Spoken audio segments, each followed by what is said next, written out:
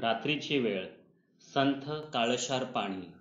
छोट्याशा नावेत बसून हातातल्या 2 फूटभर वल्ल्याने मी पाणी कापत पुढे सरकत होतो. प्रवाह फारच अरुंद होता. दोन्ही बाजूच्या काठांवर अंधाधुंद माजलेल्या खारफुट्याच्या फांद्या माझ्या डोळ्यांसमोर येत होत्या. चेहऱ्याला अंगाखांद्याला घासून मागे जात होत्या. मी का आणि कुठे जात होतो हे माझं मलाही ठाऊक नव्हतं. पण लवकरच तो चिंचोळा प्रवाह पार करून मी एका मोठ्या डोहाजवळ पोचलो.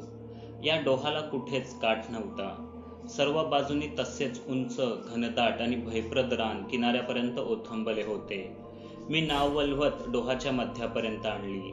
आकाशात चंद्राचा गूढ पांढुरका प्रकाश पसरला होता. ज्यांना मी ओळखत नाही असे अगणित तारे टिमटिमत होते. मी या अस्मानी जादूत गुंतलो असतानाच माझ्या नावेच्या आसपास चुळकन पाणी वाजले. कुठल्या तरी मासोळीने पाण्यावर तरंगणारे आपले भक्ष्य पाहिले असावे. पण उठणाऱ्या तरंगांचा आवाका पाहता ती बरीच मोठी मासोळी असावी असे वाटत होते. अचानक मला जाणवले की आपण डोहाच्या मधोमध भर रात्री या छोट्याशा नावेवर आहोत. या गहिऱ्या पाण्याखाली किती सैतानी महाकाय मासोळ्या मगरी दडल्या असतील. भीती वाटू लागली आणि होडीच्या कडांवर ठेवलेले हात मी आत घेतले. आवाज नको म्हणून वल्हे मारणेही बंद केले. आता मी आणि माझी नाव संपूर्णपणे त्या डोहातल्या अदृश्य आणि संथपणे वाहणाऱ्या प्रवाहाच्या भरवशावर होतो. पुन्हा एकदा पाठीमागे तसेच पाणी वाजले. तरंग उठले पण कोणी दिसेना. मी नावेत तोल सांभाळून उभा राहिलो. अचानक माझ्या नावेच्या सर्वच बाजूंनी पाणी हादरू लागले.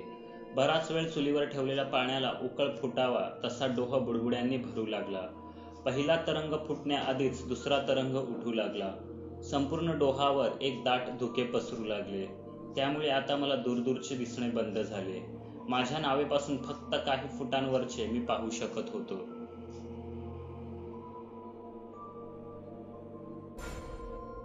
आणि अचानक कुणाचे तरी गुणगुणणे ऐकू आले. माझ्या कानांवर माझा विश्वास बसेना. अशा रात्री एका भयान डोहावर कोण बरे गात असेल. एवढ्यात होडीच्या पुढच्या भागाजवळ पुन्हा कुणीतरी छपकन पाणी उडवून गेले. इतक्या जवळ की त्याचे शिंतोडे नावेत माझ्यापर्यंत उडाले. मी हातात वल्हे घेऊन येईल त्या प्रसंगाला सामोरे जाण्यासाठी सज्ज झालो. माझ्यापासून अवघ्या फुटभर अंतरावर पाण्याखालून मोठमोठे बुडबुडे वर येऊ लागले. नक्कीच कुणीतरी तिथे होतं. आता कोणत्याही क्षणी तो जीव पाण्यातून बाहेर येईल असे वाटत असतानाच मागून होडीला जोराचा दणका बसला. ती टिचभर नाव उलटली आणि त्याबरोबरच मीही त्या गडद थंडगार पाण्यात पडलो. चांगले पोहता येत असूनही आज माझे हातपाय चालतच नव्हते. त्या डोहाला जणू अंतच नव्हता. पाण्याच्या पृष्ठभागावर माझी उलटलेली नाव आणि जसजसे खोल जावे तसतसा हरवत जाणारा चंद्रप्रकाश मी माझ्या डोळ्यांनी पाहू शकत होतो. मी हातपाय मारण्याची शर्थ केली पण त्यांच्यातून ताकदच आटून जावी असे झाले होते. माझ्या बुडणाऱ्या डोळ्यांना आता शेवटचा मिटत जाणारा प्रकाश दिसू लागला आणि तेव्हाच मी त्यांना पाहिलं. माझ्या अपेक्षेप्रमाणे तो कुठलाही प्रचंड मासा नव्हता की क्रूर जबड्याची मगर नव्हती. त्या होत्या गढूळ पाण्यात जिवंत सावल्यांप्रमाणे तरंगणाऱ्या मत्स्यकन्या, जलपऱ्या. पण परीकथेतल्या जलपऱ्यांप्रमाणे त्या सुंदर, गोड आणि प्रेमळ तर नक्कीच वाटत नव्हत्या. त्यांच्या चेहऱ्यावर रक्तपिपासू सैतानासारखे भाव होते. मी खोल बुडत असतानाच त्यांच्यापैकी एक भयान आकृती अचानक माझ्या चेहऱ्यापुढे आली. मी घाबरून तोंड उघडले आणि नाकातोंडात पाणी जाऊन गुदमरू लागलो. तेव्हाच हातापायात जीव येऊन मी प्राणांतिक तडफड करू लागलो. त्या धडपडीत माझा हात जोराने कुठल्या तरी वस्तूला लागला आणि जोराची कळ उठली. तसा मी उजव्या हाताने डाव्या हाताचे मनगट दाबत बेडवर उठून बसलो. ते एक अतिशय वाईट परंतु स्वप्नच होते. या जाणीवेने हायसे वाटले. मी घड्याळाकडे पाहिले. पहाटेचे 5 वाजत आले होते. पहाटेची स्वप्ने खरी होतात असे म्हणतात. मग पुन्हा झोपायचे टाळून मी माझं उरकायला सुरुवात केली. आंघोळीसाठी बाथरूममध्ये पाय ठेवला पण पाण्याने काठोकाठ भरलेल्या टबकडे पाहून स्वप्नातील डोहाची आठवण झाली. म्हणून त्या दिवशी मी शॉवर बाथच घेतला. तेव्हाही त्या मत्स्यकन्यांनी सुळक्या मारताना उडालेले तुषारच आपण मस्तकावर झेलत आहोत असे भासू लागले.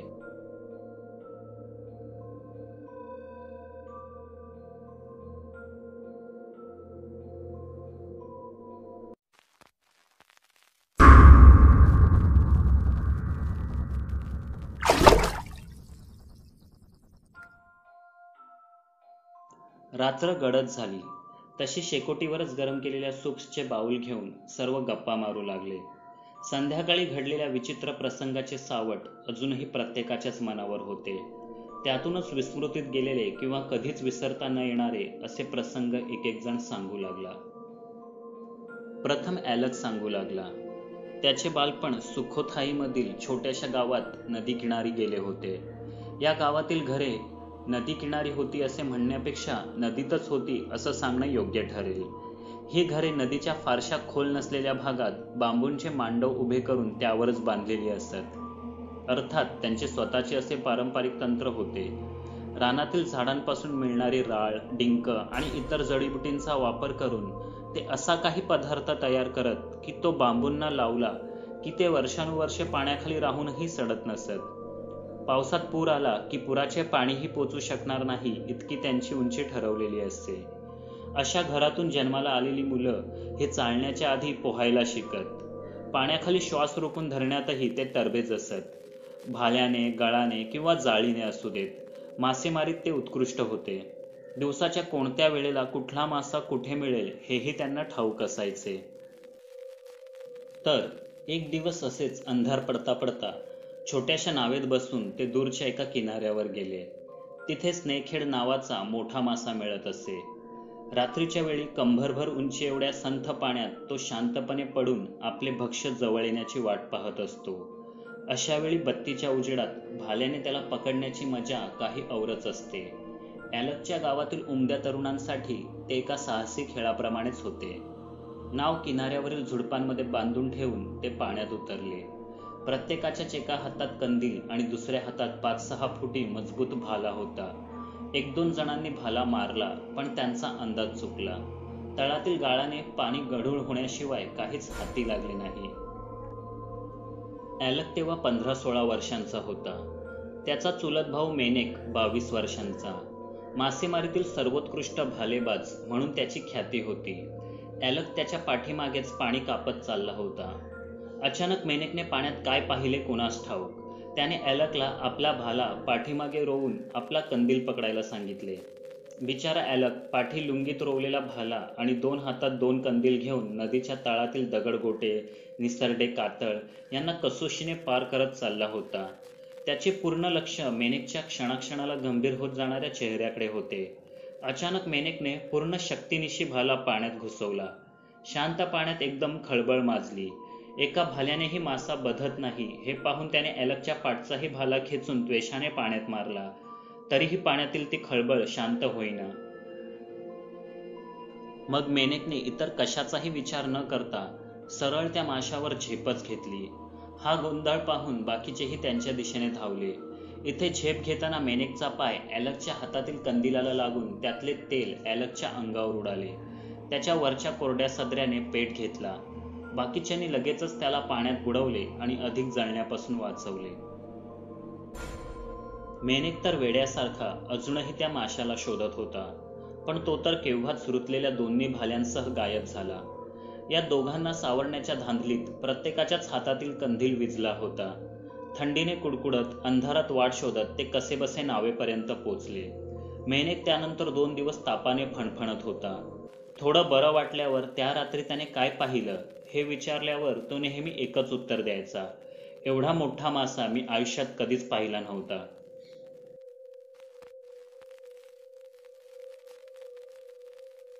हारुतोकडे ही सांगायला एक अद्भुत कथा होती. खोल समुद्रातील मासेमारीत जपान्यांची बरोबरी कोणीच करू शकत नव्हता.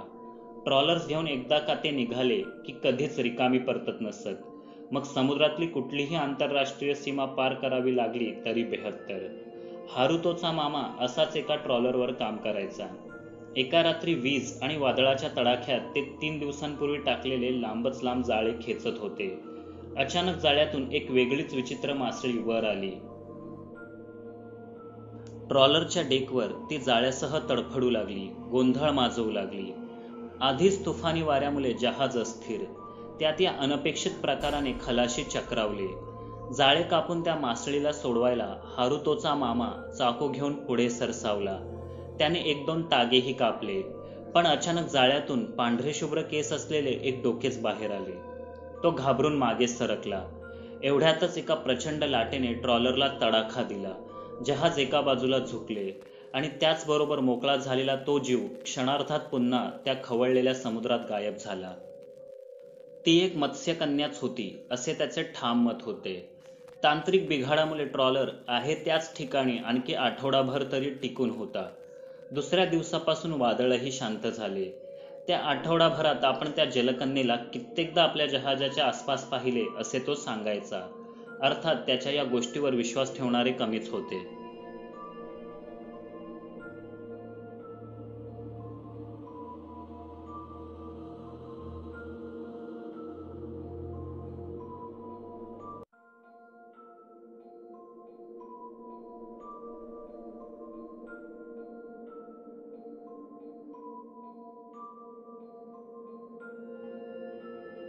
आमच्या बेस कॅम्प पासून जवळच समुद्र किनारा होता. तिथून दक्षिणेला दूरवर नजर टाकली की एक पुसटसे हिरवेगार बेट दिसायचे.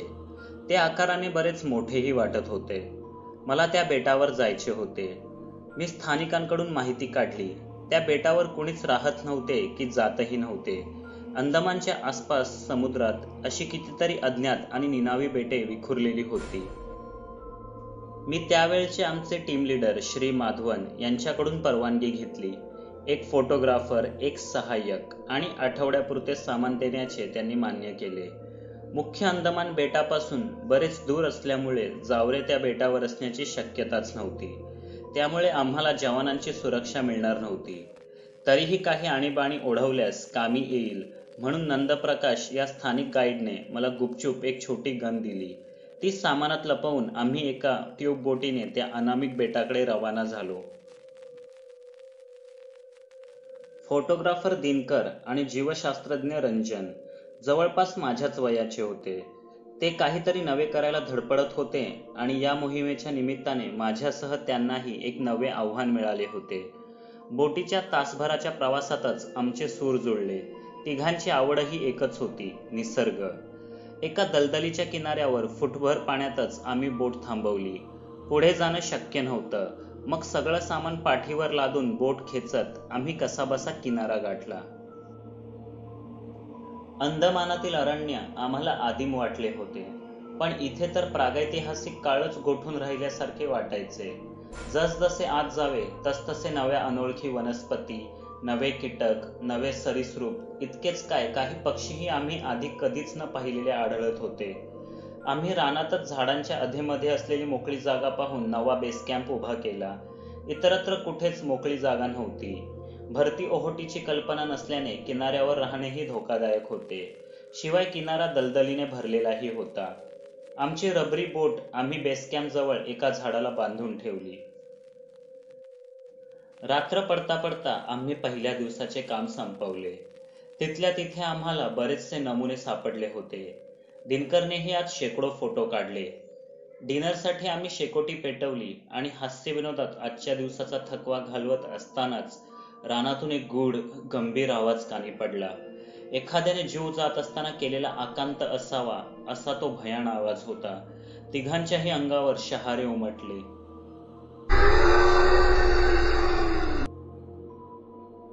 कोण असेल तिथे? दिनकरने विचारलं. पण या बेटावर कोणी राहतच नाही ना? रंजनने शंका घेतली. कुठल्या तरी प्राण्यांचा आवाजही असू शकतो, मी म्हटलं. असा माणसासारखा? दिनकरची शंका मिटत नव्हती. हो, का नाही? इथे कुठले प्राणी पक्षी राहतात कुणास ठाऊक.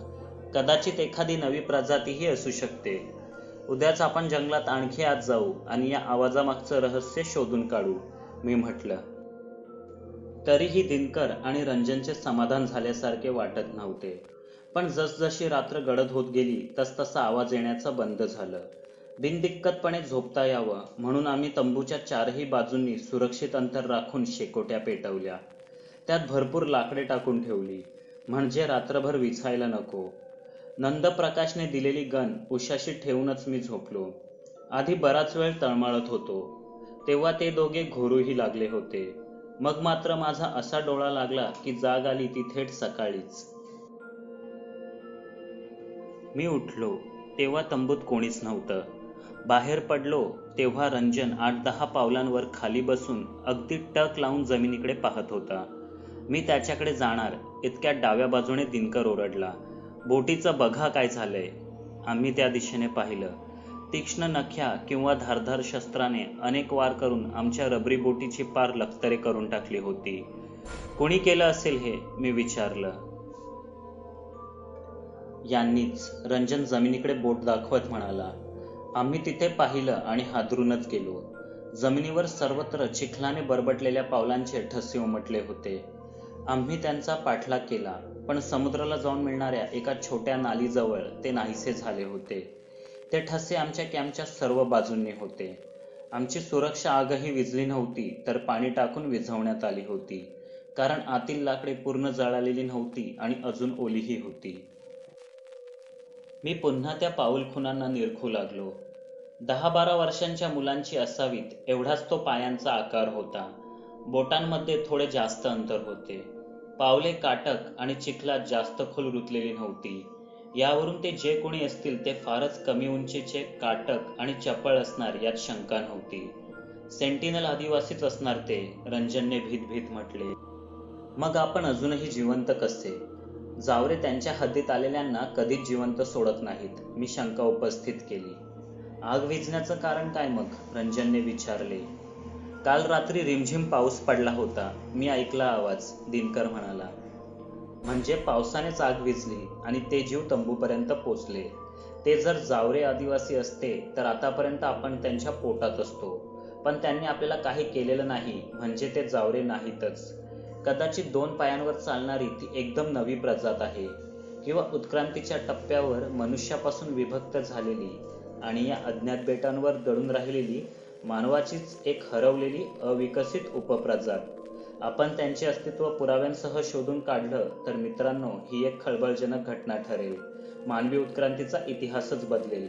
मी उत्साहाने बोलू लागलो, पण रंजन आणि दिनकर मात्र तितकेसे उत्सुक वाटत नव्हते. त्या रात्री पुन्हा सर्व खबरदारी घेत आम्ही तंबूत झोपण्यासाठी शिरलो. पण तासभरही होत नाही तोच जंगलातून कालच्या सारखाच आकांत ऐकू येऊ लागला.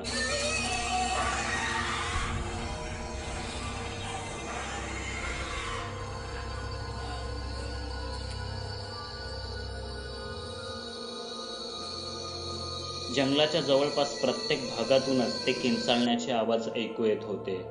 रंजन आणि दिनकर तर पुरते हादरले होते. मलाही आता चिंता वाटू लागली होती. तावातावाने बाहेर येऊन गनचे 2 शॉट आभाळात फायर केले. क्षणभरातच तो अमानवी कोलाहल शांत झाला. इतका शांत की जणू काही झालेच नव्हते. त्या रात्री आमच्यापैकी एकाचाही डोळ्याला डोळा लागत नव्हता. आम्ही एकमताने उद्या सकाळीच इथून परतायचे असे ठरवले. पण आपण परत जाणार तरी कसे? बोटीच्या तर चिंध्या झाल्या आहेत, रंजन उदास होत म्हणाला. आपल्याकडे इमर्जन्सी किट आहे, त्यात सॅटेलाइट फोन असेल. उद्या आपण कुठल्या तरी टेकडीवर जाण्याची वाट शोधू, तिथून संपर्क करूया. कुणीतरी नक्कीच आपल्याला घेण्यास येतील, मी त्यांना शाश्वती दिली. अंधुकसं दिसू लागलं तेव्हाच आमची निघण्याची तयारी सुरू झाली. उरली सुरली लाकडे टाकून शेकोटीची धग वाढवली. त्या प्रकाशात रंजन आणि दिनकरला सामानाची बांधाबांध करायला सांगून मी जवळच्याच एका ओढ्यावर पाणी भरायला गेलो. आजच्या प्रवासात भरपूर पाण्याची नितांत आवश्यकता होती. वनराईने भरलेली असली तरी या बेटांवर हवा फारच दमट होती. हवेत समुद्राच्या सानिध्यामुळे आर्द्रता फार असते. घामाने शरीरातील पाण्याचा थेंबनथेंब वाटून जाई, जीव कासावीस व्हायचा.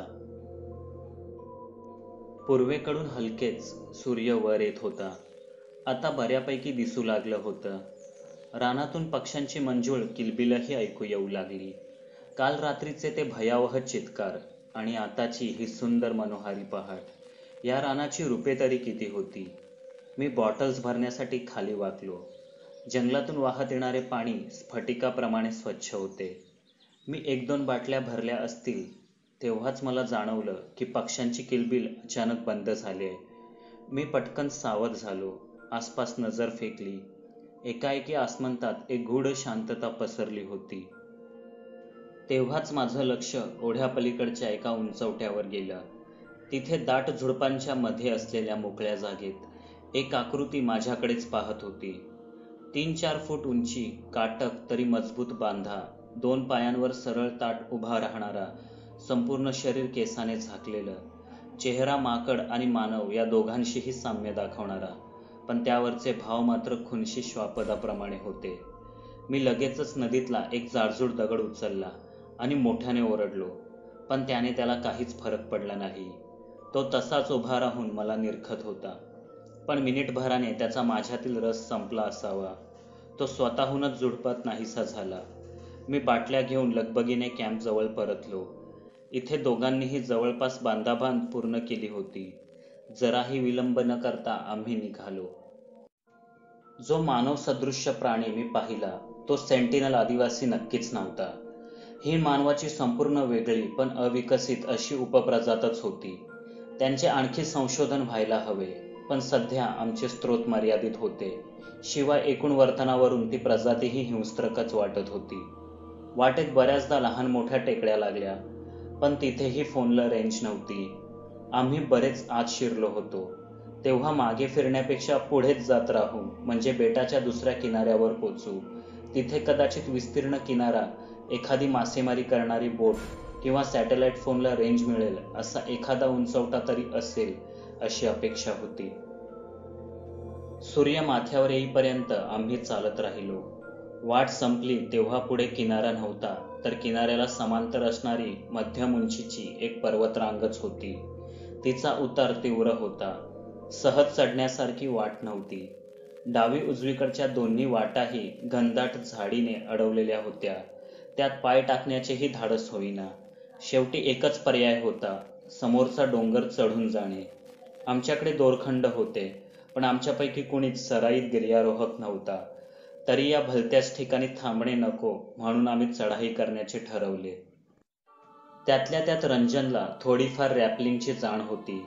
त्याने गाठी मारून दोर तयार केले. तोच पुढे जाऊन ठिकठिकाणी दोर बांधणार होता. मग आम्ही ते चढून जाणार होतो. एक खोल श्वास घेऊन तो चढाईला तयार झाला.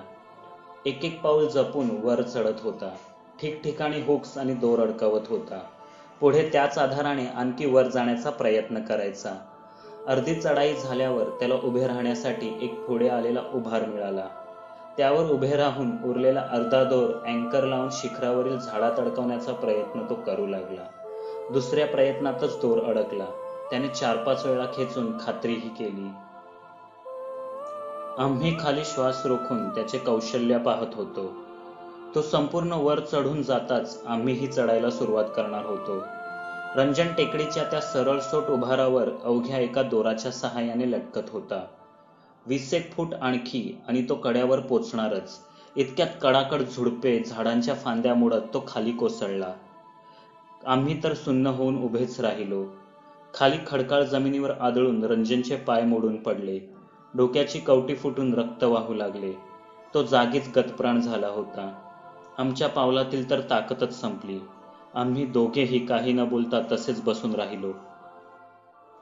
मग आपल्या मित्राचे शव रानात असेच सोडून देणे योग्य नाही, सोबत नेणेही शक्य नाही हे कळून आम्ही तिथेच त्याच्या शवाच्या वर आणि भोवती मोठमोठाले दगड रचून तात्पुरती समाधी उभी केली.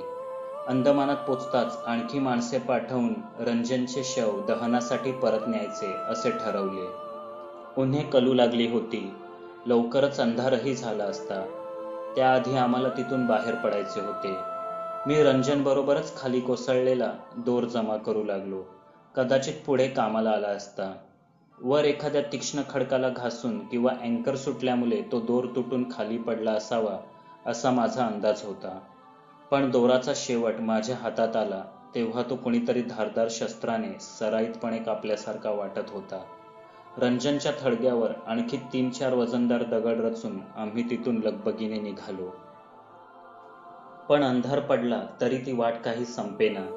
अचानक पाठीमागून आसपासच्या झाडीतून कोणीतरी आपला पाठलाग करीत आहे असे भासू लागले. आणखी काही वेळाने तो भास नसून खरेच ते जीव सर्व बाजूंनी आपल्या मागावरच आहेत याची खात्री झाली. अंधारात काही सावल्या अचानक दिसून गायब व्हायच्या.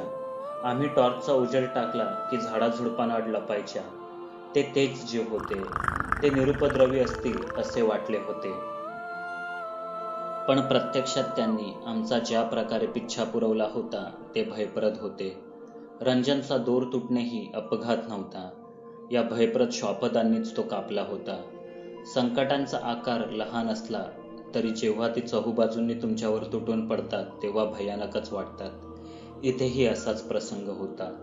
त्या 3-3.5 फुटाच्या एखाद दुसऱ्या जीवाशी लढणे तितकेसे कठीण नव्हते. पण आम्हाला एव्हाना कळून चुकले होते की आता त्यांच्या पूर्ण वसाहतीनेच आम्हाला घेरले होते. अंधारात त्यांचे हिंस्त्र श्वापदासारखे चमकणारे पाशवी डोळे सर्व बाजूंनी आमच्यावर चालून येत होते. माझ्या गनमध्ये अवघी एक गोळी उरली होती. मी हवेत एक बार काढला. भेसूर आकांत करत त्या क्रूर सावल्या काहीशा मागे हटल्या. ती संधी साधून मी आणि दिनकरने वाट दिसेल तिथे पळण्यास सुरुवात केली. काहीच वेळात ते जीवही सावरले होते आणि त्यांनी पुनश्च आमचा पाठलाग करायला सुरुवात केली. त्यांच्या आरोळ्यांनी जंगल हादरून गेले होते. पळता पळता आम्ही दोघेही बऱ्याचदा अडखळलो, पडलो, पण एकमेकांना सावरत पुन्हा धावू लागलो आणि अचानक वाटच संपली. पुन्हा एकदा दुपारचाच तो कडा वाट अडवून समोर उभा होता आणि त्याच्या पायथ्याशी आम्ही रंजनचे दगडाने बनवलेले थडगे होते. पण आता ते थडगे विस्कटले होते. त्याचे वरचे दगड हटवण्यात आले होते आणि रक्ताने तोंड बरबटलेला तसाच एक जीव दोन्ही हातात एक दगड घेऊन आमच्या मृत मित्राची कवटी फोडण्याचा प्रयत्न करत होता. त्याचे मांस खात होता. समोरचे हे बिभत्स दृश्य बघून दिनकरचा तोल सुटला. त्याने बेभान होऊन त्या नरभक्षी श्वापदाच्या दिशेने दगड भिरकवायला सुरुवात केली. त्याने ते श्वापद जरासे मागे हटले, पण लगेचच त्याच्या आसपासच्या झाडीतून आणखी तसे कितीतरी जीव आगीसारखे पेटलेले डोळे घेऊन आमच्या दिशेने येऊ लागले. आमचा पाठलाग करणाऱ्या जीवांचा आवाजही एव्हाना जवळ येऊ लागला होता. आम्ही पूर्णतः अडकलो होतो. दोन्ही बाजूंनी ते जीव आमच्यावर हल्ला करण्यासाठी पुढे येऊ लागले. दिनकरचा हात धरून मी उजवीकडच्या झुडपात उडी घेतली. इथे गच्च रान होतं. धावण्यासाठी पाऊल टाकावं तर कुठल्या तरी काट्याकुट्यांच्या झुडपावर पडायचं आणि पाय रक्तबंबाळ व्हायचे. पण तिथे लक्ष द्यायला आम्हाला वेळच नव्हता. पाठलाग करणारे ते जीव अगदी जवळ येऊन पोचले होते. आता कोणत्याही क्षणी त्यांच्या तीक्ष्ण नख्या असलेले हात आमच्यापर्यंत पोचणार तेवढ्यातच आम्ही दोघेही तोल जाऊन पडलो आणि उतारावरून वेगाने घसरत खाली जाऊ लागलो. वाटेत बऱ्याच ठिकाणी अडकत आपटत चाललो होतो. अचानक समोर आलेल्या एका दगडावर दिनकरचे डोके थाडकन आपटले आणि त्याची शुद्ध हरपली. तो मागे राहिला. त्याच्या त्या निष्प्राण देहावर त्या श्वापदांना मी तुटून पडताना पाहिलं. गडगडत मी त्या उतारावरून खाली आलो. मलाही बरीच दुखापत झाली होती. मी मागे वळून पाहिले. अजूनही त्यातले काही जीव माझ्या मागावर होते. लंगडतच मी पुढे धावू लागलो. उताराने मला एका तळ्याच्या किनारावर आणून सोडले होते. या बेटावर इतके मोठे तळे असेल अशी अपेक्षा नव्हती. मी थेट तळ्यातच शिरलो. त्या जीवांना पोहता येत नसेल तर कदाचित जीव वाचेल असे वाटले. थंडगार पाण्याचा स्पर्श जखमांना होताच वेदनेने अंग विव्हळून उठले. मी कंबरभर पाण्यात जाऊन मागे पाहिलं. खरंच ते जीव किनाऱ्यावरच थांबले होते. त्यांच्यातील कुणीही पाण्यात उतरण्याची हिंमत करेना. एकतर ते पाण्याला भीत होते, नाहीतर पाण्यात राहणाऱ्या इतर कुणाला. मी त्यांना आणि ते मला असे काही क्षण पाहत राहिलो. मग तोंडातून एक विचित्र भयचित्कार काढत ते आले तसेच परत फिरले. मी त्यांना आणि ते मला असे काही क्षण पाहत राहिलो. मग तोंडातून एक विचित्र भयचित्कार काढत ते आले तसेच परत फिरले. त्यांनी पाण्यात कोणाला तरी पाहिले होते. मीही घाबरून माझ्या आसपास पाहू लागलो. भर रात्री चंद्रप्रकाशात न्हाऊन निघालेले तळे, किनाऱ्यापर्यंत येऊन पाण्यावर ओथंबलेली झाडे, ज्यांच्या वेड्यावाकड्या भयप्रद सावल्या वाऱ्याने हलणाऱ्या पाण्यावर एका राक्षसाप्रमाणे वाटत होत्या. अचानक पाण्याखाली पोहणाऱ्या त्या अज्ञात आकृतींनी माझ्या भोवती घेराव घातला. मला किनाऱ्यापासून त्या दूर ढकलत होत्या. आता मी गळ्यापर्यंत पाण्यात बुडालो होतो. अचानक माझ्या डोळ्यांसमोर फक्त हातभर अंतरावर पाण्याखालून एक मानवी मस्तक बाहेर आले. भिजलेले लांबसडक सोनेरी केस, सुंदर पण भावनाहीन चेहरा, पाणीदार डोळे आणि मागे पाण्यावर छपछप करणारी मासोळीसारखी शेपूट. ती मत्स्यकन्याच होती. माझी स्वप्ने मला याच क्षणांची चाहूल देत होती. अपघातानेच का होईना, पण अखेर मी त्यांचे अस्तित्व सिद्ध केले होते. मला आनंद वाटत होता, पण या मोहिमेत गमावलेल्या मित्रांबद्दल हुरहुरही वाटत होती. ती मत्स्यकन्या मात्र पापणीही लवू न देता माझ्या चेहऱ्याकडे पाहत होती. मीही तिच्या नजरेला नजर दिली आणि लवकरच त्या नजरेने मला संमोहित केले. पुन्हा एकदा माझ्या हातापायांवरचे नियंत्रण जाऊन मी त्या गूढ डोहात खोल जात आहे असे भासू लागले. स्वप्नातल्यासारखेच त्यांचे गुणगुणणे पुन्हा कानी पडले. ती मत्स्यकन्या आपले भिजलेले ओठ विलग करून हलकेच माझ्या कानाशी पुटपुटली. काही रहस्ये ही रहस्यच राहू द्यायची असतात. निमिषभरातच तिने माझ्यासह त्या डोहात बुडी मारली आणि तळाच्या त्या गुप्त मत्स्य दुनियेत मला घेऊन गेली.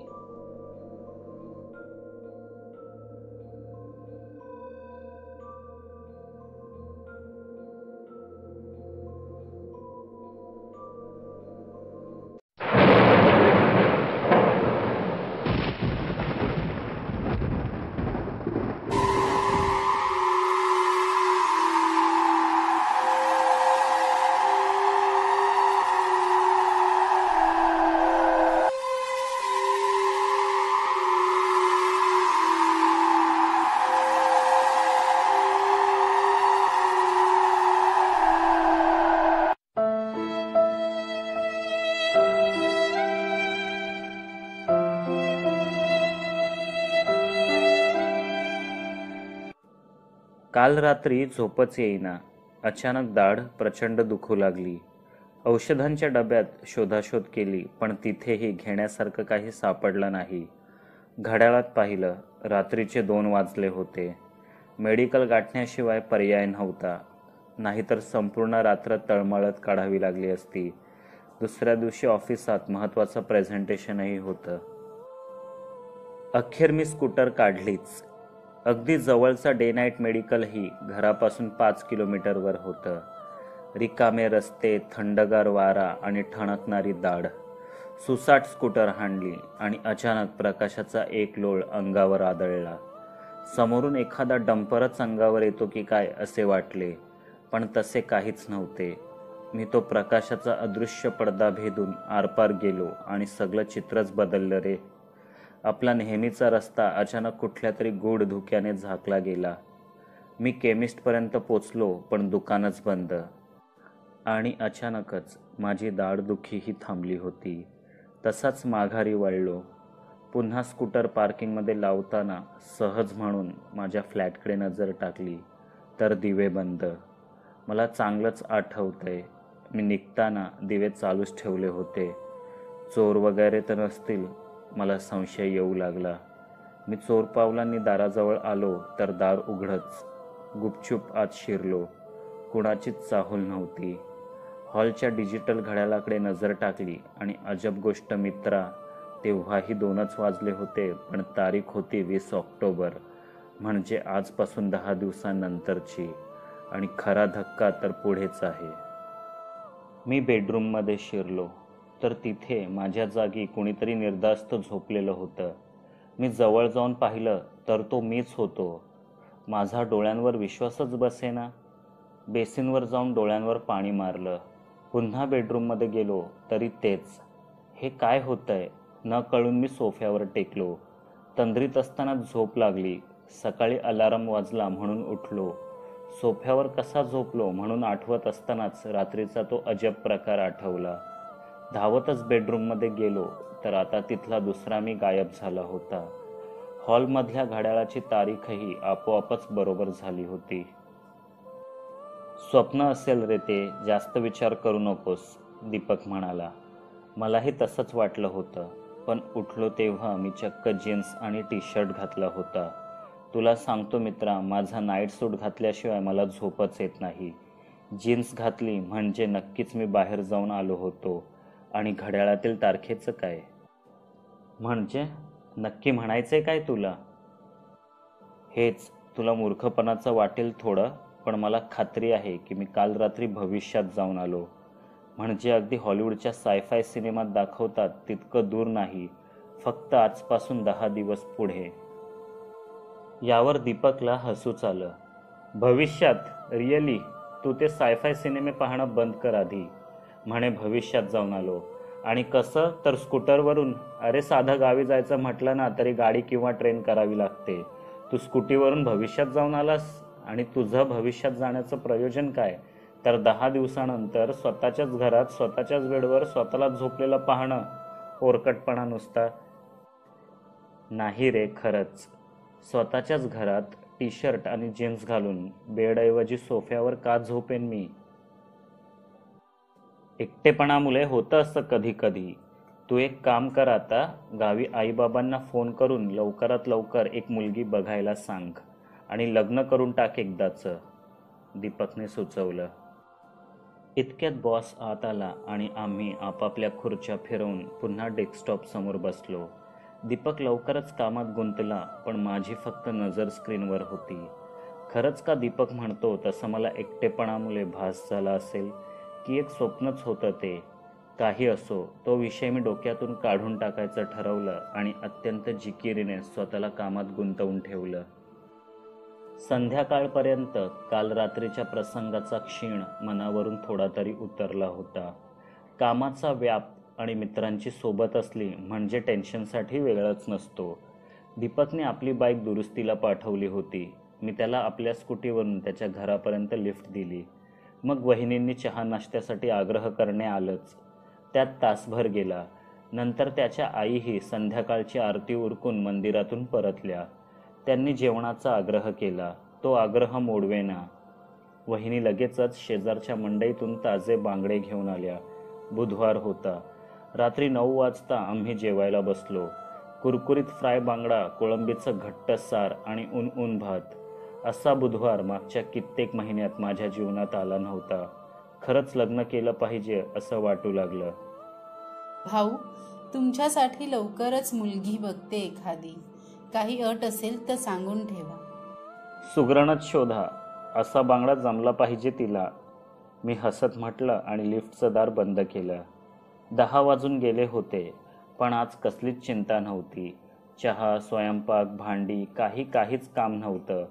अजूनही समाधानाचे ढेकर येत होते. आता फक्त जाऊन कपडे काढून बेडवर ताणून द्यायचं की झालं. पुन्हा एकदा रिकामे रस्ते आणि आल्हाददायक गार वारा. स्कूटीचा वेग आपोआपच वाढला, पण सिग्नल लागला आणि ब्रेक मारावाच लागला. तसं रात्री ट्रॅफिक कमीच होतं. तुरळक गाड्या होत्या, पण नियम म्हणजे नियम. सभ्य सुशिक्षितांनीच नियम मोडले तर नियम पाळण्याची अपेक्षा कुणाकडून करायची? मी एकटाच रस्त्यावर सिग्नल ग्रीन होण्याची वाट पाहू लागलो. माझ्या मागून इतर गाड्या, बाईक्स सर्रास पुढे जात होत्या. शेवटची 5 सेकंद बाकी असतानाच शेजारून एक पांढरी स्कूटी सरकन पुढे निघून गेली. त्या स्कूटीचा नंबर तंतोतंत माझ्या स्कूटरसारखाच होता. रंगही तोच. चालवणारा पाठमोरा दिसत असला तरी त्याची अंगकाठी, कपडेही माझ्यासारखेच होते. हेल्मेटचा रंगही तसाच.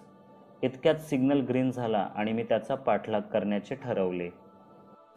माझे लक्ष आता रस्त्याकडे कमी आणि त्या स्कूटरवाल्याकडे अधिक होते. तो डावीकडे वळला, मग उजवीकडे, मग सरळ. मीही त्याला फॉलो करत होतो. तो नजरेआड होऊ नये म्हणून स्पीड वाढवत होतो आणि त्याचा पाठलाग होतोय हे त्याला कळू नये म्हणून डिस्टन्सही राखत होतो. अचानक त्याने स्कूटर उजवीकडे वळवली. मीही मागे गेलोच. तो एका इमारतीच्या कंपाऊंडमध्ये शिरला. नजरेआड जाऊ लागला. मी लगेचच माझी स्कूटी बाहेर लावून त्याच बिल्डिंगच्या कंपाऊंडमध्ये शिरलो. पण आत ना तो स्कूटीवाला दिसला ना त्याची स्कूटी. मी चौफेर नजर फिरवली. अरेच्छा, ही तर आपलीच सोसायटी. मी स्वतःचाच पाठलाग करत स्वतःच्याच घरी पोचलो होतो. पुन्हा एकदा काल रात्रीच्या त्या विचित्र प्रसंगाची आठवण डोके वर काढू लागली. मी स्कूटर आत आणली. पायऱ्या चढूनच फ्लॅटच्या दारापर्यंत पोचलो. दार बंदच होतं. किल्लीने दार उघडून मी आत आलो आणि सोफ्यावर बसून राहिलो. काहीच करावंसं वाटेना. मला नक्की होतंय काय? एकाएकी हे भास का सतावत आहेत? की ही कुठल्या तरी अनामिक संकटाची चाहूल आहे? बऱ्याच वेळाने मी उठलो, फ्रेश झालो, बेडवर अंग टाकलं, पण झोपच येईना. बेडरूममधल्या घड्याळाचा सेकंद काटा फारच आवाज करतोय हे मला आजच जाणवलं. मी उठून त्याच्या बॅटरीज काढून टाकल्या. पुन्हा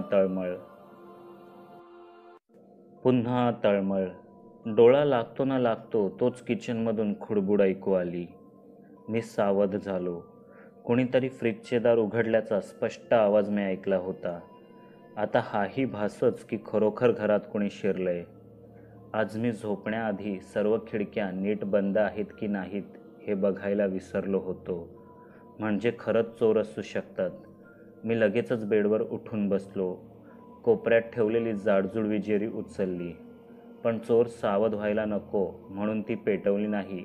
फक्त हातात काहीतरी शस्त्र हवं म्हणून घेतली. दबक्या पावलांनीच किचनजवळ पोचलो. आतून क्षीण असा उजेड येत होता, पण काही हालचाल मात्र जाणवत नव्हती. मी जास्त विचार न करता तडक आत शिरलो, पण आत कोणीच नव्हतं. फ्रीजचं दार मात्र उघडं होतं आणि आतून तो मंद प्रकाश झिरपत होता. मी किचनच्या खिडक्या तपासल्या. सर्व कड्या नीट बंद होत्या. मग फ्रीज उघडला कोणी? बेडजवळ पाण्याची बाटली घेऊन जाताना मी दार जोराने लोटलं असल्याचं मला आठवत होतं. कदाचित ते नीट लागलंच नसावं. माझा मीच कयास लावत होतो. पुन्हा मी फ्रीजचं दार नीट बंद केलं आणि बेडरूमकडे निघालो. बेडरूममध्ये पाऊल टाकताच एक विचित्र सावली माझ्या बेडजवळच उभी असल्याचं जाणवलं.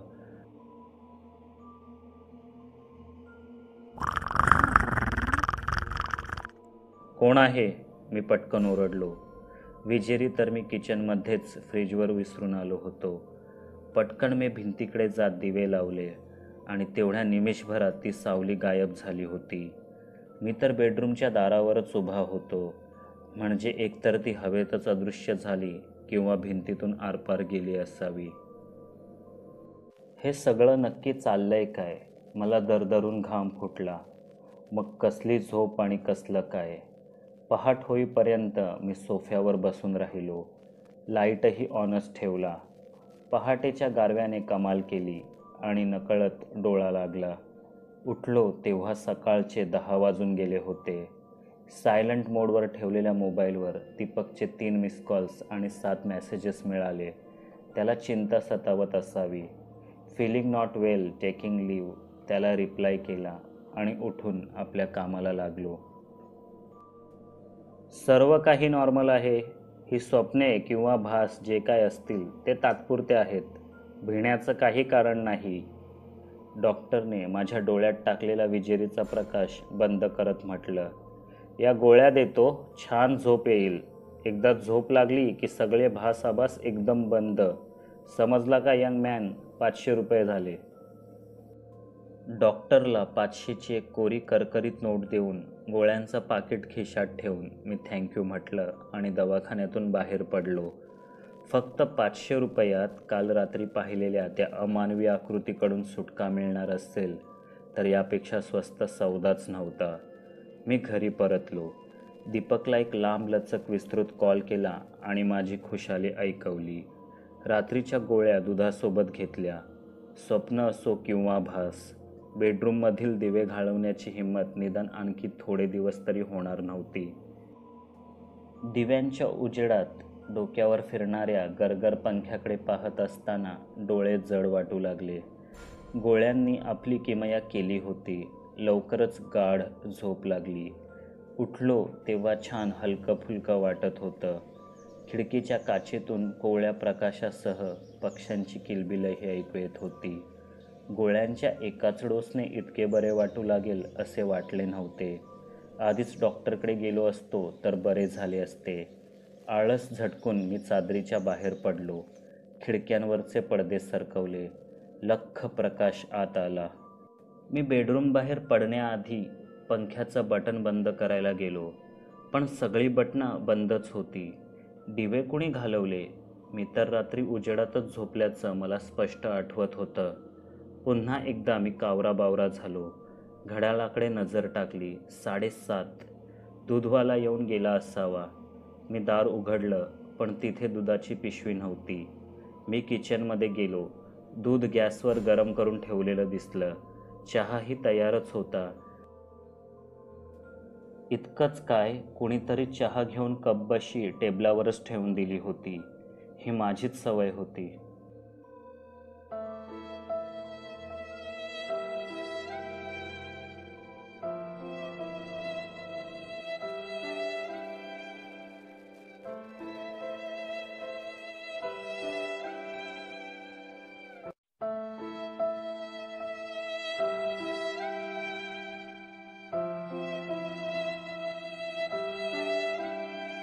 त्या दिवशी लंच टाईममध्ये पुन्हा एकदा दीपकशी या विषयावर बोलणं झालं.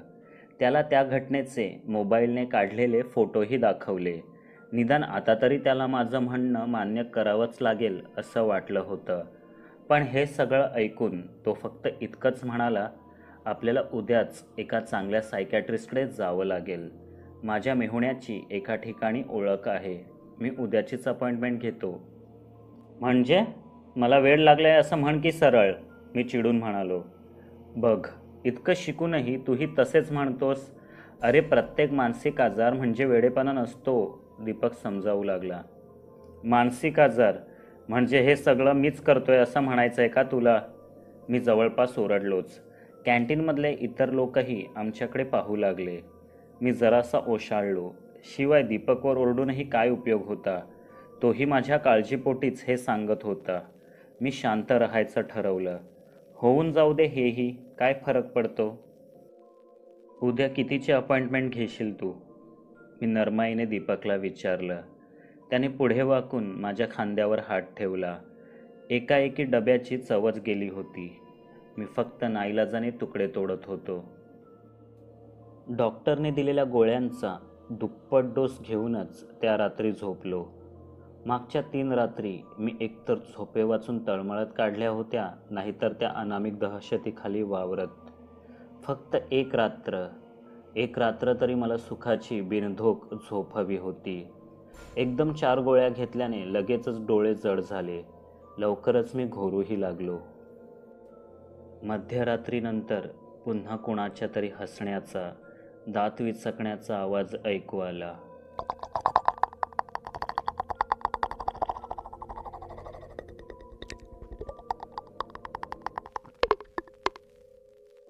पण मी झोप अनावर झाल्याने तिथे दुर्लक्ष केलं. मग कुणाचे तरी केस माझ्या चेहऱ्यावर उडू लागले. मी लगेचच कूस बदलली आणि पुन्हा झोपी गेलो. काही वेळ सर्व शांत झाले. मग मात्र हद्दच झाली. कुणीतरी सरळ माझ्या बेडवर चढून रांगत होतं. विचित्र आवाजात गुरगुरत होतं.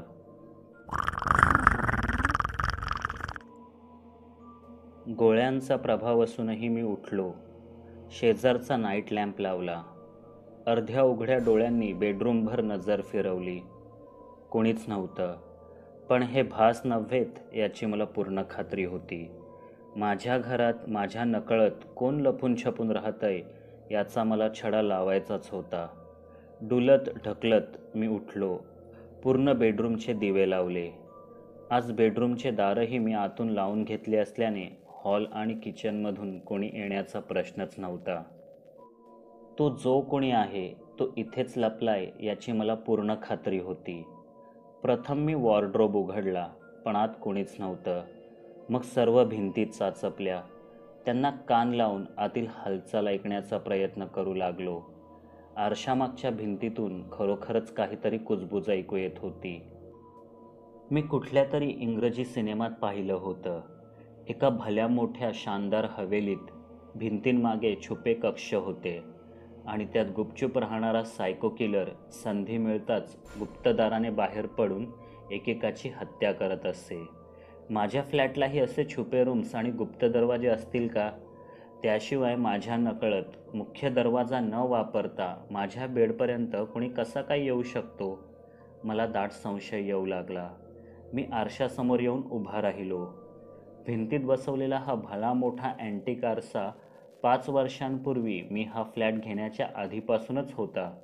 कदाचित हा 2 वे प्रकारचा मिररही असू शकतो. म्हणजे माझ्यासाठी आरसा, पण पलीकडच्या त्या गुप्त कारस्थानी शत्रूंसाठी माझ्यावर लक्ष ठेवण्याची एक सोयीस्कर खिडकी. मी संशयानेच त्या काचेला हात लावला. चेहरा त्या आरशाच्या अगदी जवळ नेला. मी चेहरा आरशाच्या जवळ नेला, अगदी जवळ, आणि अचानकच मला पलीकडचे दिसू लागले.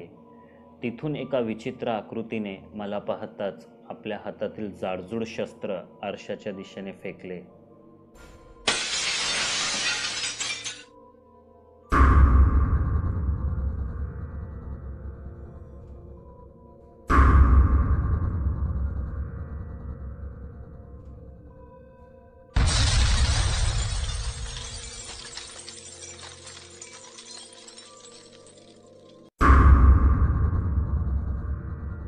मी लगेचच मागे सरकलो, पण आरशाच्या काचेची मात्र शकले उडाली होती. त्या काचा माझ्या डोळ्यात जाणार म्हणून पटकन मी चेहरा दोन्ही हातांनी झाकला आणि ओरडलोच. क्षणभरातच सर्व शांत झाले. मी चेहऱ्यावरून हात काढला. आरसा माझ्यासमोर जसाच्या तसा होता. म्हणजे हाही एक भासच. पायातील त्राण जाऊन मी बेडवर बसलो आणि त्याच वेळी कुठून तरी पुन्हा तसाच गुरगुरण्याचा आवाज ऐकू आला. अच्छा, म्हणजे इथे लपलंय कुणीतरी. मी गुपचूप एका बाजूने बेडखाली वाकून पाहिलं, पण तिथे भयानक अंधार होता. काही दिसेच ना. मी जवळचाच मोबाईल घेतला. त्याच्या उजेडावर खाली नजर टाकली, पण कोणीच नव्हतं तिथे. आपण विनाकारण या आभासांना बळी पडत आहोत असे वाटले. सर्व पुन्हा ठीकठाक करून मी बेडवर पडलो.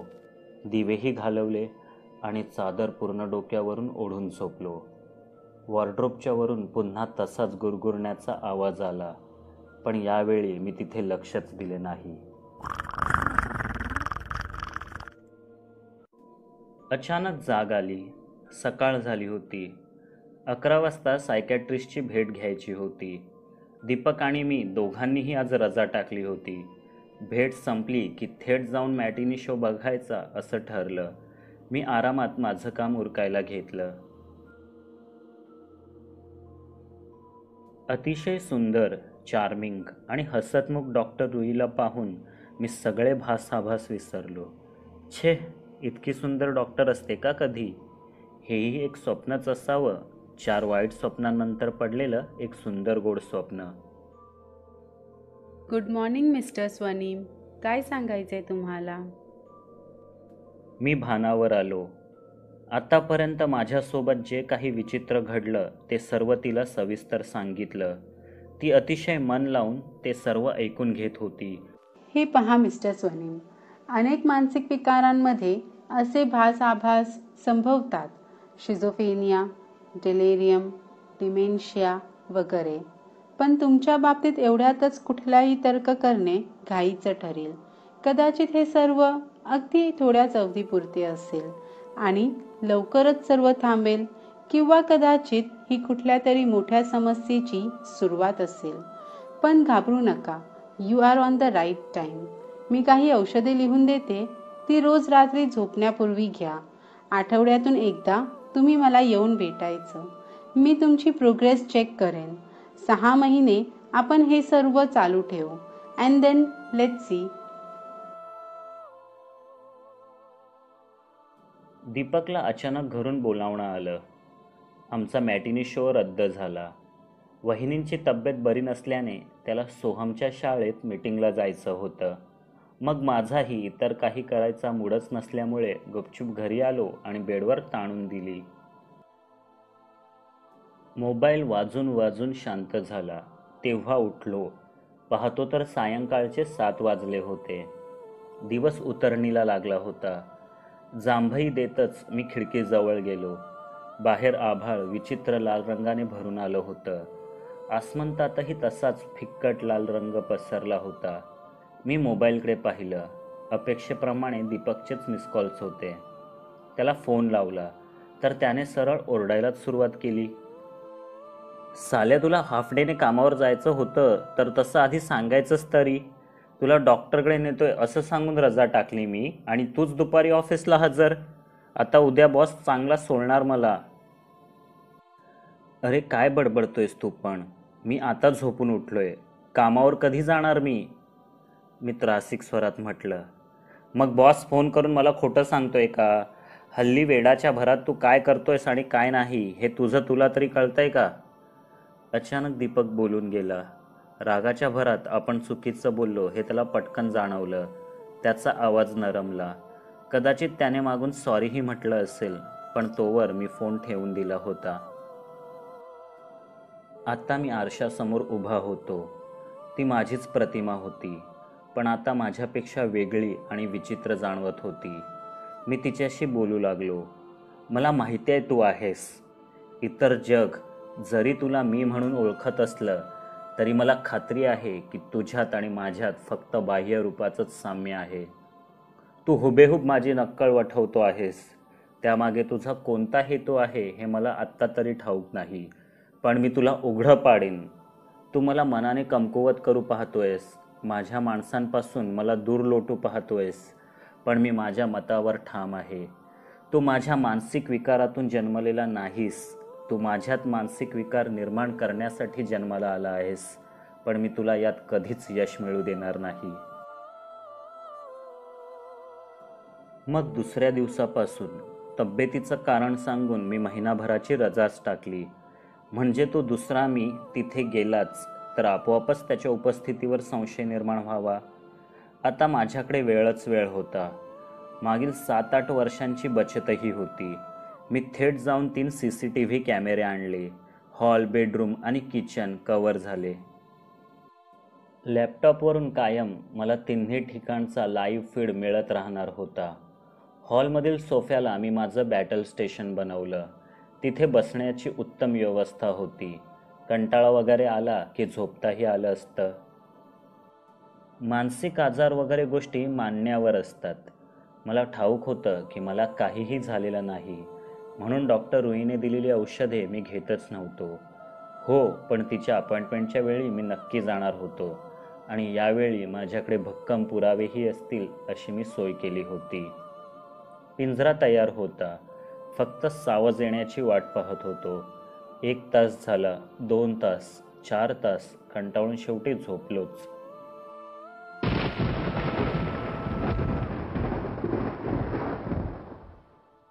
उठलो ते विजेच्या गडगडाटानेच. शहरात अचानक वावटळ उठली होती. खरं तर कालपासूनच चिन्हे होती. हलक्या सरी बरसू लागल्या, पण लवकरच पाऊस जोर धरणार अशी पूर्ण चिन्हे दिसत होती. दुपारचं जेवण रात्रीसाठी गरम करावं म्हणून मी किचनकडे वळलो. पण पाहतो तर काय, किचनच्या सर्वच्या सर्व भिंती एका विचित्र प्रकारच्या आकृत्या आणि खुणांनी भरलेल्या दिसत होत्या.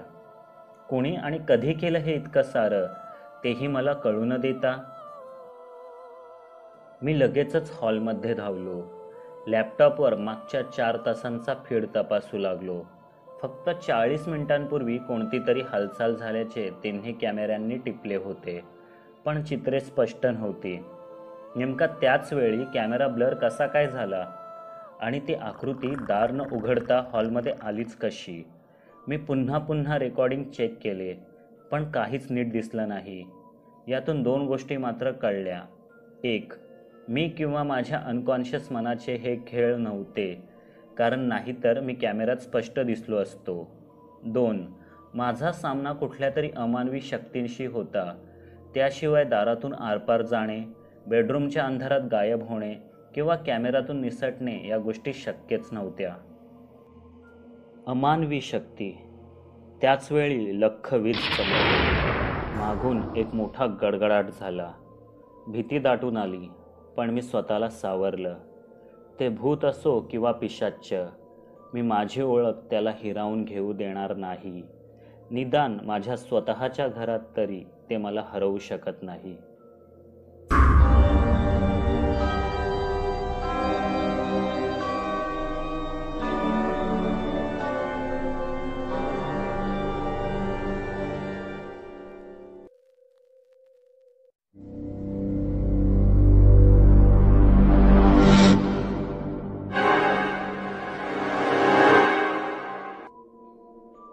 अचानक मला आठवलं, ती रात्र, ती दातदुखी, तो स्कूटरचा प्रवास, धुक्याने वेढलेला रस्ता, प्रकाशाचा लोळ आणि माझ्याच पलंगावर झोपलेला दुसरा मी. विचारांच्या तंद्रीतच मी डॉक्टर रुईचा निरोप घेतला. घरी आलो आणि विचार करत बसलो. देवानेही काय गेम खेळलाय. सुपर पॉवर द्यायचीच होती तर निदान शक्तिमान किंवा थॉरसारखी तरी द्यायची.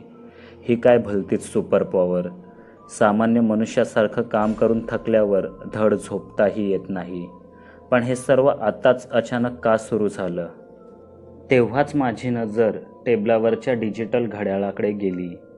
18 ऑक्टोबर 2019. जर खरंच माझ्यात काही सुपर पॉवर असेल तर येत्या 20 ऑक्टोबरला नक्कीच काहीतरी खळबळजनक घडणार याची मला चाहूल लागली होती. मागच्या 2-3 दिवसांपासून आभाळाचा नूर काही वेगळाच होता. दिवसभर वातावरण नेहमीसारखंच असायचं, पण दिवस मावळतीकडे झुकला की अचानक लाल गुलाबी प्रकाश सर्वत्र पसरायचा. अचानक वारा सुटायचा, धूळ उडायची, अवघं शहर लाल रंगाच्या गूढ प्रकाशात न्हाऊन निघायचं. खिडकीतून हे सारं बघता बघता माझे तासनतास निघून जात होते. तोच लालसर प्रकाश माझ्या डोळ्यात साकळून यायचा. मी हार मानली नव्हती, पण जिंकतही नव्हतो. ते विचित्र, अनाकलनीय आभास किंवा डॉक्टर रुई म्हणते तसं दुसऱ्या विश्वातील संवेदना माझ्या शांत सुखी आयुष्याला सुरंग लावून गेल्या होत्या. रोजची कामे करणेही अवघड होऊन गेले होते. ठेवलेल्या वस्तू गायब होत होत्या, नंतर भलत्याच जागी सापडत होत्या. जेवणाच्या वेळेला झोपत होतो आणि झोपण्याच्या वेळेला स्वतःच्याच घरात इतर कोणाची चाहूल लागेल म्हणून पहारे देत होतो. सर्व वेळापत्रकच बिघडलं होतं. उठणं, खाणं आणि झोपणं कधीही चालायचं. मागच्या 2-3 दिवसांपासून अचानक दाढही त्रास देऊ लागली होती. लवकरच डेंटिस्टचीही भेट घ्यावी लागणार होती, पण आरशात स्वतःचाच अवतार पाहून घराबाहेर पडायचाच धीर होत नसे.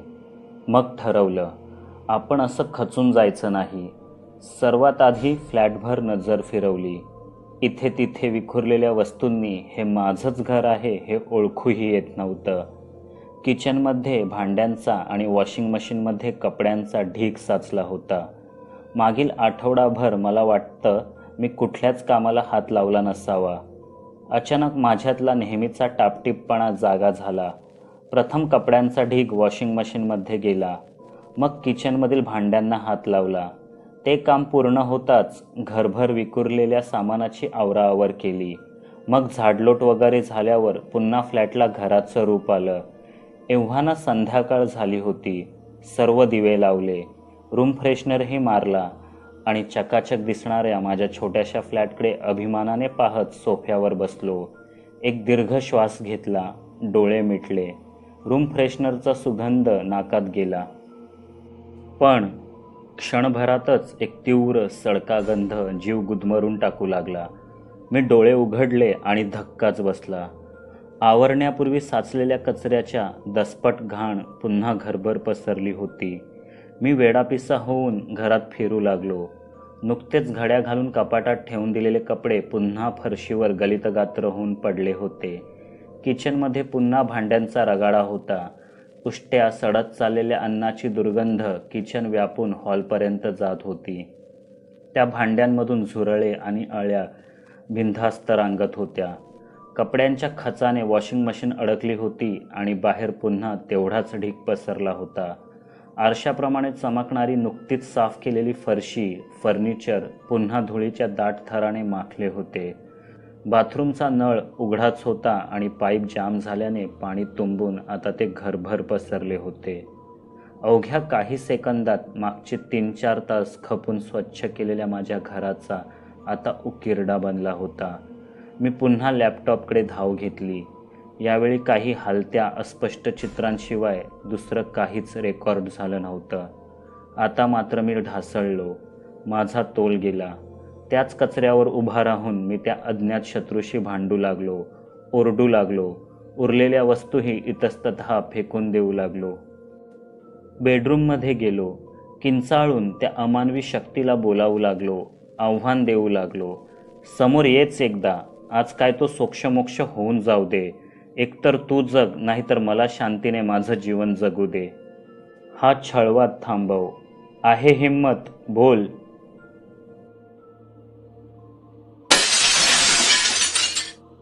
आरशात आता मला माझंच प्रतिबिंब दिसत होतं.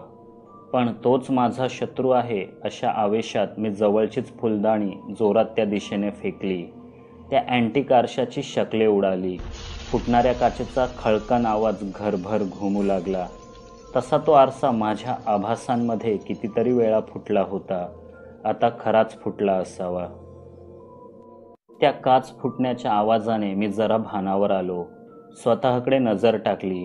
हे काय करून घेतलं होतं मी स्वतःचं? बाहेर जोराचं वारं सुटलं. सायंकाळ झाल्याने पुन्हा तसाच लालभडक प्रकाश खिडक्यांच्या तावदानातून आत येत होता. एकाएकी फुटलेल्या आरशाच्या जागी भिंतीवर प्रकाशाचा एक कवळसा दिसू लागला.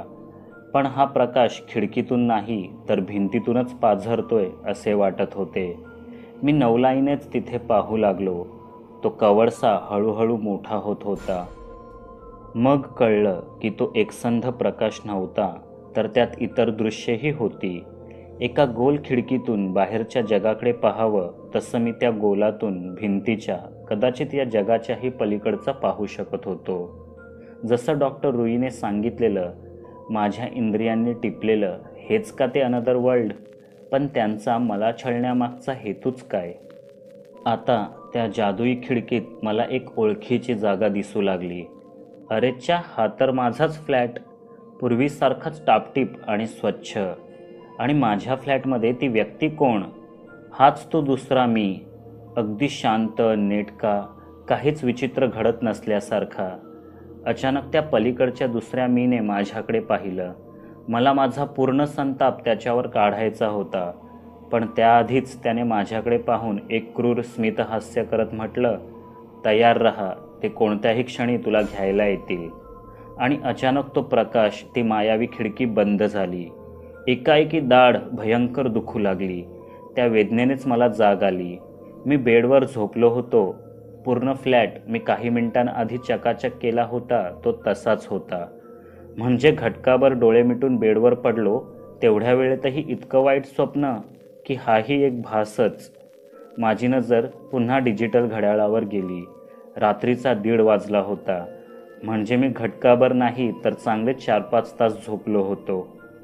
दाढ आता चांगलीच ठणकत होती. मी उठून औषधांचा डबा चाचपडला. घेण्यासारखं काहीच नव्हतं त्यात. रात्रभर तळमळायचं नसेल तर मेडिकल किंवा डॉक्टर गाठण्या वाचून पर्याय नव्हता. मी बाहेर जाण्यासाठी तयारी केली. स्कूटरच्या किल्ल्या घेतल्या, दार बंद केलं आणि निघालो. रिकामे रस्ते, थंडगार वारा आणि ठणकणारी दाढ. स्कूटरचा वेग आपोआपच वाढला. अचानक माझ्या लक्षात आलं, हे सर्व अगदी तसंच चाललंय जसं 10 दिवसांपूर्वी पाहिलं होतं. म्हणजे त्यावेळी मी भविष्यात जाऊन आलो असं जे वाटायचं तो भास नव्हताच. तेवढ्यातच आणखी एक स्कूटर भरकन माझ्या बाजूने पुढे गेली. माझी स्कूटर, माझंच हेल्मेट आणि बसलेलाही पाठमोरा दिसत असला तरी माझ्यासारखाच.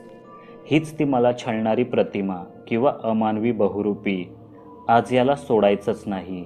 मी त्याचा पाठलाग सुरू केला. ठणकणारी दाढ, मेडिकल हे सर्व विसरलो. फक्त पाठलाग, स्वतःचाच पाठलाग.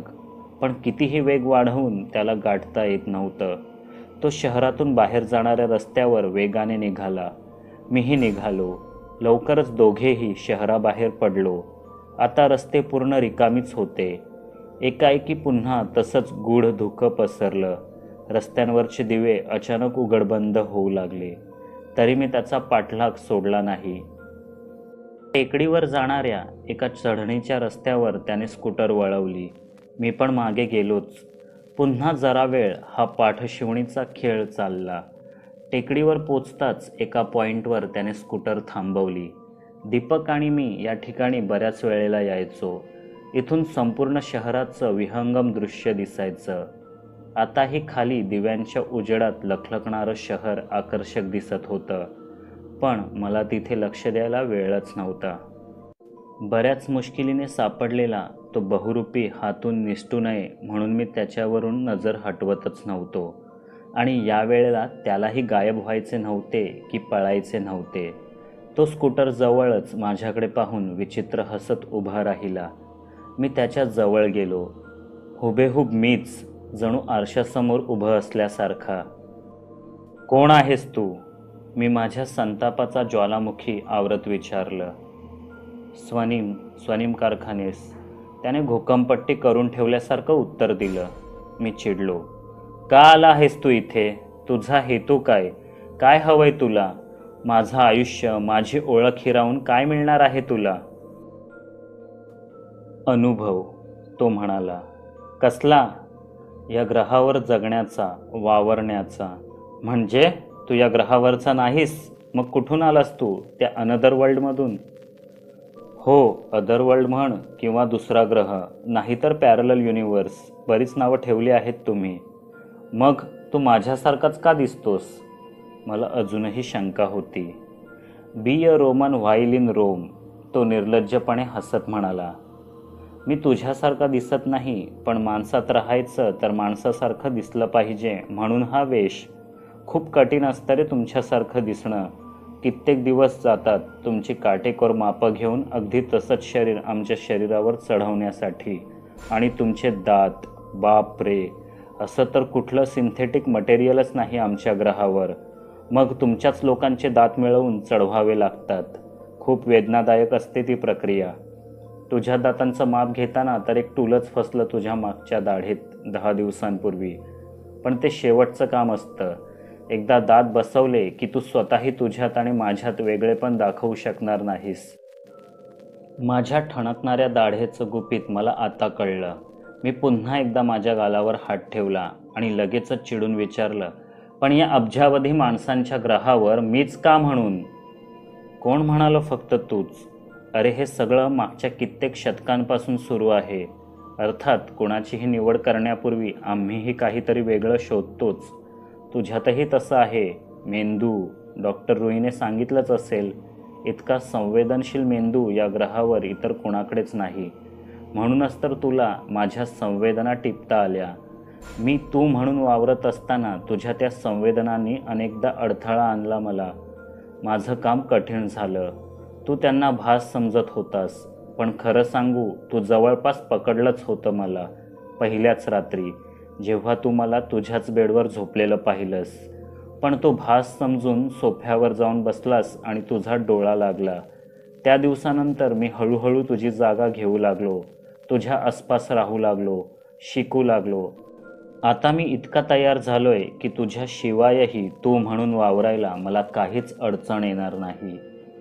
म्हणजे मला इथून बेदखल करून तू माझी जागा घेणार, या जगात मी म्हणून वावरणार, पण याने तुला काय मिळणार? मी पुन्हा विचारलं. अनुभव, मागच्या अनेक शतकांपासून आम्ही तुमच्यामध्ये वावरत आहोत. या ग्रहावर जगायला, टिकायला आणि उत्क्रांत व्हायला शिकत आहोत. या ग्रहावर 500 वर्षांपूर्वी उतरलेला आमचा पहिला पूर्वज काही मिनिटातच गुदमरून गतप्राण झाला होता. पण आम्ही प्रयत्न थांबवले नाहीत. आणि आज बघ, मागच्या 10 दिवसांपासून तुझ्या जगात तुझ्या माणसांसोबत तुझीच भाषा बोलत मी बिनदिक्कतपणे वावरतोय. तुमची जीवनशैली आणि खास लकबी अंगवळणी पडायला थोडा वेळ लागतो. पण एकदा का चित्रविचित्र भीती दाखवून मूळ माणसाला मानसिक रुग्ण म्हणून तुमच्या जगापुढे आणलं की त्याच्या जागी आणलेल्या आमच्या प्रतिमेकडून होणाऱ्या काही प्राथमिक चुकाही तुमच्या त्या आजारांच्या नावाखाली खपतात. तूच आठव ना, शिझोफ्रेनिया, डिमेन्शिया, डिलेरियम, आठवलं का? मी थक्कच झालो होतो. एवढी तयारी, एवढे काटेकोर नियोजन आणि माणसाला त्याची चाहूलही नाही. तिथे नासा अब्जावधी डॉलर्स खर्च करून अंतराळात सजीवसृष्टीच्या शोधात पैलपार गेली आणि एलियन तर इथे माझ्यापासून एका हाताच्या अंतरावर उभा आहे. मला गप्प पाहून तो पुन्हा बोलू लागला. हे सगळं कशासाठी असंच वाटत असेल ना तुला? चल, हेही रहस्य सांगूनच टाकतो. आमच्या ग्रहावर आम्ही अतिशय प्रगती केली आहे. आयुर्मान जवळपास 100% वाढवलंय. अर्थातच लोकसंख्याही प्रचंड वाढली. आता त्या वाढत्या लोकसंख्येला जागा करून द्यायची म्हणजे दुसरा ग्रह शोधावाच लागणार. आणि तुला सांगतो, आमच्या पूर्वजांनी जवळपास 500 आकाशगंगा पालथ्या घातल्या, पण पृथ्वी इतका सुंदर ग्रह सापडला नाही. काय नाही तुमच्याकडे, पण माणूस मात्र या ग्रहावर जगण्याच्या लायकीचाच नाही. निसर्गाने तुम्हाला सारं काही दिलं, माती, पाणी, हवा, आकाश, पण प्रगतीच्या नावावर तुम्ही केली फक्त घाण. म्हणूनच आता तुमची जागा आम्ही घेणार. आमच्यातील हजारो आधीच तुमच्यासोबत जगत आहेत. लवकरच आम्ही हा पूर्ण ग्रहच हस्तगत करू. आता मात्र मला भीती वाटू लागली होती. ते सगळे या ग्रहावर हल्ला करतील तेव्हा करतील, पण यावेळेला मला स्वतःचा जीव वाचवणं गरजेचं होतं. मी लगेचच उलटपावली माझ्या स्कूटरच्या दिशेने धावलो. अचानक सोसाट्याचा वारा सुटला. सगळीकडे रहस्यमय लाल प्रकाश पसरला. असाच प्रकाश मागच्या 3-4 दिवसांपासून पूर्ण शहरभर पसरत होता. मी वर पाहिलं. अवघं शहर व्यापून टाकेल इतकी प्रचंड तबकडी आमच्या डोक्यावर तरंगत होती. तिचंच अस्तित्व दडवण्यासाठी ते लालसर आभाळ आणि अचानक पसरलेलं दाट धुकं बेमालूमपणे वापरण्यात आलं होतं. मी ती अवाढव्य विलक्षण तबकडी पाहून थक्कच झालो. एकाएकी तिच्या सहस्त्र खिडक्यांपैकी एक उघडली, अगदी तशीच जशी मी आज बेडरूममध्ये उघडताना पाहिली होती. कदाचित ते एक पोर्टल होतं, मला त्या अदरवर्ल्डमध्ये घेऊन जाणारं. मी धावण्याचा अतोनात प्रयत्न केला, पण आभाळच तुम्हाला पकडण्यासाठी येत असेल तर लपणार कुठे. अखेर पोर्टलमधून बाहेर पडणाऱ्या एका प्रकाशशलाकेने मला पकडलेच आणि अचानक या मातीशी असलेला संपर्क तुटून मी त्या महाकाय तबकडीच्या दिशेने वर खेचला जाऊ लागलो. जाता जाता पुन्हा तो दुसरा मी माझ्या नजरेसमोर आला. मी त्याच्याकडे हसून म्हटलं, वेल प्लेड. आणि दुसऱ्याच क्षणी त्या प्रकाशशलाकेने मला अत्यंत वेगाने त्या तबकडीच्या दिशेने ओढून घेतलं.